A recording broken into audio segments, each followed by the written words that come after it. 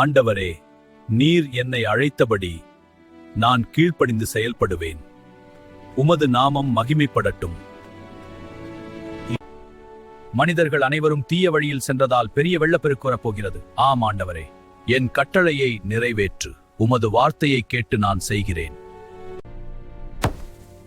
அதனால் ஒரு பெரிய படகு கட்டும்படி கடவுள் நோவாவிடம் கட்டளை அளித்தார்.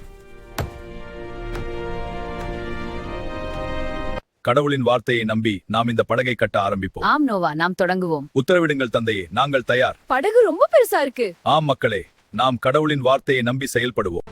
உள்ள செல்லுங்கள், கர்த்தருடைய கட்டளை நிறைவேறும். அனைவரும் ஒழுங்காக உள்ள போக பயப்பட வேண்டாம். இந்த பேழை நம்மை காப்பாற்றும். அப்போது வானம் கருமையாகி மழை பல நாட்கள் கொட்டிக்கொண்டே இருந்தது.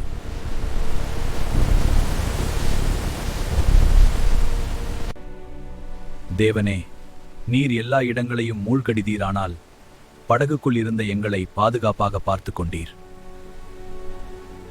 பல நாட்களுக்கு பிறகு மழை நின்று நீர் மெதுவாக குறையத் தொடங்கியது.